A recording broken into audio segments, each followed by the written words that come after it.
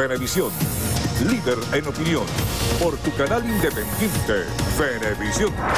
Muchísimas gracias por acompañarnos en Entrevista Venevisión. Tal cual como lo anunciamos, ya estamos listos para iniciar nuestra conversación con el invitado del día de hoy, Juan Pablo Guanipa, candidato a la gobernación del estado Zulia en representación de la Unidad. Luego de unas primarias que lucían bien complicadas y que tuvieron como desenlace que usted fuera el candidato de la oposición. Gracias por estar con nosotros hoy en Entrevista Venevisión. Muchísimas gracias y en efecto, unas primarias difíciles para nosotros, pero gracias a Dios no solo logramos el triunfo, sino logramos la unificación de todos los factores de la unidad democrática. Hemos hecho ya actos con Nuevo Tiempo, mañana tenemos actos con Acción Democrática, que fueron los dos partidos más importantes con los que confrontamos sanamente, y gracias a Dios estamos todos unidos en función del Zulia y en función de Venezuela.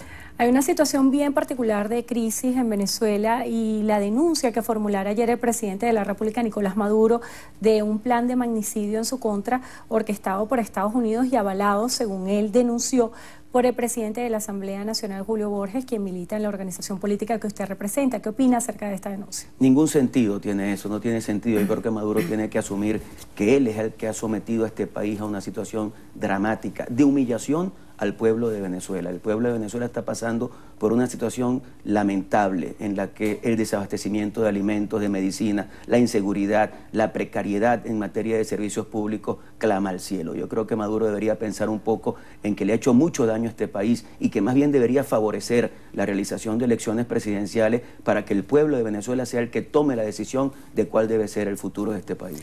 La respuesta del diálogo siempre se ha planteado como una alternativa no solamente en lo local, sino en distintos países del mundo, quienes han encontrado una alternativa del diálogo para dirimir ciertas diferencias. En este sentido, el diputado Ramos Ayub señalaba que él no respaldaba el diálogo hasta que no ocurrieran las elecciones regionales y aseguraba que hasta ahora ha habido fases exploratorias, pero no un proceso de diálogo como tal. ¿Qué opina usted? ¿Debería haber diálogo antes de las elecciones regionales o esperar? Mira, yo creo que deberíamos esperar un poco, ¿no? Todo lo que se pueda hacer en función de que este país salga de la crisis debe hacerse, pero también tenemos que decir que no hay ningún tipo de confianza ni de credibilidad en Maduro y en la gente que lo acompaña. Ellos han tenido algunas decisiones y algunas propuestas que han llevado adelante y que han dicho, ok, nos comprometemos. Es más, se comprometieron ante el Papa, nada más y nada menos, con 5 asuntos, ninguno de los cuales cumplieron. Entonces, para nosotros es difícil sentarnos a conversar. Yo diría, lo único que yo quisiera es que si hay diálogo es para que se fije fecha de una elección presidencial y este país salga de esta profunda crisis que tiene. ¿Cuándo debería ser esa elección presidencial a su juicio? Porque hemos visto varios planteamientos que usted realiza de que el presidente Nicolás Maduro debería someterse a un proceso electoral que está previsto para el 2018. ¿Usted espera que esto sea antes? Bueno, ya tenemos el 2018 muy cerca y yo creo que puede ser a principios del 2018, lo más pronto posible. Yo creo que un país cuando está en una crisis tan lamentable como la que tiene Venezuela, una crisis en la cual el gobierno y el presidente han humillado al pueblo a tener que mendigar comida, a tener que ponerse a buscar comida en los distintos sitios, en la basura. Cuando eso pasa, un país como este tiene que someterse a la población, que sea el pueblo el que tome la decisión de cuál es el futuro que debe tener Venezuela. En su respuesta anterior mencionaba una palabra que es clave y se ha constituido en una piedra angular para dirimir toda la situación política nacional en ambos sectores, y es el tema de la credibilidad. Hay muchos que piensan que la oposición ha socavado la credibilidad de los venezolanos en distintos aspectos, porque se señaló la hora cero, se hizo una consulta popular. Hay muchos cuestionamientos sobre la credibilidad de la oposición venezolana y algunos plantean que este mismo escenario pudiera impactar en el incentivo al voto en las regionales. ¿Qué opinan esto? Mira, la oposición ha luchado y nosotros hemos luchado por Venezuela. Nosotros estamos comprometidos con este país, estamos comprometidos con el cambio. La gente quiere cambio, la gente quiere una posibilidad de echar hacia adelante. Un gobierno debería estar ofreciéndole a la gente oportunidades y no calamidades. Y lamentablemente lo último es lo que ha ofrecido este gobierno a Venezuela. Por tanto, hemos luchado en la calle, hemos luchado en la Asamblea Nacional, hemos luchado en la comunidad internacional. Hoy Venezuela es visible ante el mundo porque hemos dado una pelea en la comunidad internacional que ha hecho que el mundo entero se solidarice, no con el gobierno, sino con el pueblo de Venezuela. Y eso para mí es fundamental, porque eso ha hecho que el gobierno comience a ver cómo ponerse de acuerdo para salir de la situación crítica a la que ellos nos han llevado. Por tanto, creo que el escenario de las elecciones regionales es una lucha más que tenemos que dar para demostrar fortaleza y para preparar el camino hacia la solución pacífica a la crisis que está viviendo el país. Esa campaña internacional que usted señala ha sido destacada por distintos voceros del oficialismo como una campaña apátrida. ¿Qué postura tienen este particular acerca de las sanciones que hay de otros países hacia Venezuela y de la posibilidad de una intervención militar? Mire, yo creo que la actuación de Maduro nos ha llevado a esta situación. El hecho de no creer en la democracia, de actuar como un dictador, de pensar que él puede hacer lo que le dé la gana en un país que tiene que someterse al Estado de Derecho, a la Constitución, ha hecho que en distintas partes del mundo comiencen a actuar en función de lograr que en Venezuela haya democracia. Yo creo que el problema de Venezuela tenemos que resolverlo los venezolanos. La presión internacional nos puede ayudar a buscar esos mecanismos de solución y creo que en ese sentido esa presión es positiva. Yo no creo en más nada, sino en la posibilidad de que nosotros seamos los que resolvamos nuestros asuntos y que para eso tengamos lo más importante, que es el voto. El voto es la herramienta de los países libres. La campaña electoral inicia el sábado, es una campaña bien atípica por la particularidad del momento que vive Venezuela. Claro. ¿Cómo piensa enfocarla y cuál va a ser la estrategia política que van a desarrollar en Zulia?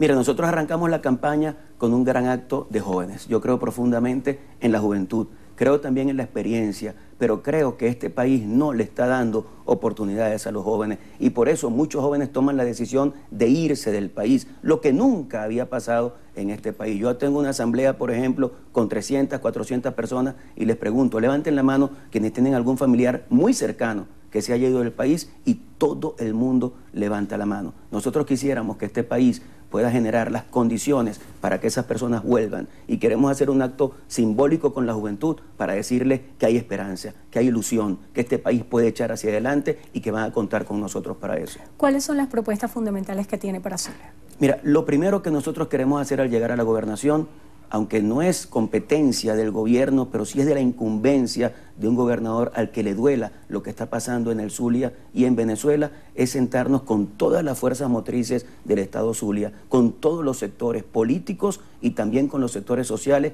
a implantar un plan para luchar contra el hambre. Lo que estoy viendo en las comunidades del Zulia es sumamente lamentable, que tú llegues a un barrio y encuentres a una señora peleando con su hijo y cuando tratas de mediar, la señora te dice, es que este muchacho no entiende que hoy no le toca comer.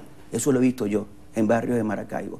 Y esas cosas nos tienen que llamar a la reflexión y por eso creo que hay que hacer algo urgente. Mientras logramos el cambio político nacional, hay que hacer algo urgente para abordar el tema del hambre. Además creo que los gobiernos tenemos que dedicarnos a darle a la gente oportunidades de estudio, oportunidades de trabajo y oportunidades de emprendimiento. Que si alguien tiene una idea, sienta que en el gobierno tiene el apoyo para que se impulse esa idea y para que él pueda tener su pequeña empresita, su pequeño negocio y que de allí pueda salir el futuro de su familia. Creo que ahí es donde se puede centrar una gestión de gobierno, atender la coyuntura y dar oportunidades de estudio, de trabajo y de emprendimiento. ¿Cómo articular con el Ejecutivo Nacional? Mira, no es fácil ser gobernador con un presidente que no cree en la descentralización.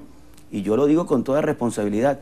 Yo voy a llegar a la gobernación del Zulia y yo no me voy a arrodillar al poder central. Yo voy a ser un defensor del Zulia. El actual gobernador del Zulia es un defensor en el Zulia del presidente de la República. Eso no tiene ningún sentido. Aquí tenemos que defender la descentralización, la transferencia de competencias, la posibilidad de que los estados, los municipios tengan competencias y recursos para ser actores fundamentales en la solución de los problemas de las comunidades. Así que daremos una lucha. Si tenemos que luchar institucionalmente en contra de un poder central que no respeta la Constitución y no respeta la Federación, tendremos que hacerlo.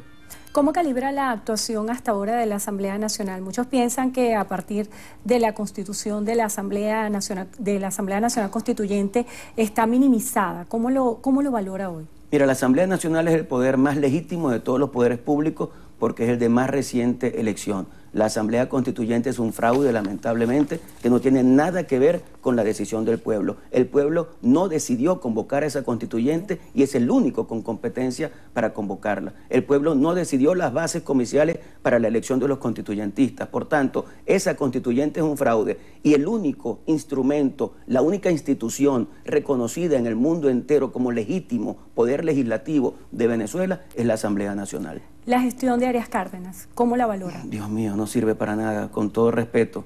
Yo creo que Arias se dedicó a tratar de lisonjear al presidente de la República, tratar de lograr la lealtad y la confianza del presidente, descuidando la lucha en favor del Estado Zulia. Hoy se presenta como un candidato que pareciera que nunca ha sido gobernador y ha sido 10 años. El gobernador que más tiempo ha estado en la gobernación del Zulia, Arias Cárdenas, 10 años gobernador y lamentablemente no tiene absolutamente nada que mostrar. Lo único que muestra es su complicidad con Maduro y por eso el día 15 de octubre cambiamos al gobernador para después cambiar a Maduro. Uno de los principales desafíos es la participación. ¿Cómo va a incentivar usted a los electores del Estado Zulia? Mira, yo le estoy diciendo a la gente que el voto es fundamental y que nosotros la lucha que hemos dado en la calle, en la asamblea, en los organismos internacionales, es también por el rescate del voto y que el voto es una herramienta para transformar a este país. Si tenemos en este momento la oportunidad de obtener las gobernaciones del país y a través de ellas seguir luchando por el cambio en Venezuela, tenemos que aprovechar eso. Quiero llamar a la gente, vamos a participar, vamos a votar el 15 de octubre. No pensemos que tenemos que dejarle el país a otros. Yo diría que en este momento somos mayoría. Las mayorías no se rinden, las mayorías luchan, las mayorías echan hacia adelante y eso es lo que queremos hacer el 15 de octubre. Hay varias preguntas de la audiencia. Jesús Álvarez plantea, cuando sea gobernador del Zulia, ¿qué hará con los obreros que fueron despedidos injustamente de la alcaldía Baral? Mira, tenemos que revisar todo eso. Cuando el señor Arias Cárdenas asumió la gobernación, votó 12.000 personas de la gobernación del Zulia. Evidentemente hay que revisar cuál es la situación de cada una de esas personas y ver cómo actuamos para lograr que se haga justicia. Para finalizar, ¿qué mensaje tiene para el Estado Zulia? El Zulia es un gran estado, tiene además una gran ciudad, Maracaibo, que es para mí la ciudad más importante del oriente colombiano, la ciudad más importante del occidente venezolano, la ciudad más importante del Caribe. Nosotros tenemos un gran estado. La Guajira venezolana está pasando por una grave situación. Perijá, el sur del lago, la costa oriental del lago están pasando por la crisis que Venezuela tiene. Yo los invito a todos a luchar por un gran cambio, por una gran oportunidad. Y les digo una cosa solamente, ustedes no van a elegir un gobernador que va a resolver todos los problemas. Ustedes van a elegir un gobernador que necesita la compañía de todos ustedes para echar adelante el Zulia. Si hacemos un gran equipo, haremos un gran trabajo. Juan Pablo Guanipa, candidato a la gobernación del Estado Zulia en representación de la Unidad. Gracias por estar con nosotros hoy en Entrevista a Venevisión. Muchas gracias a ti.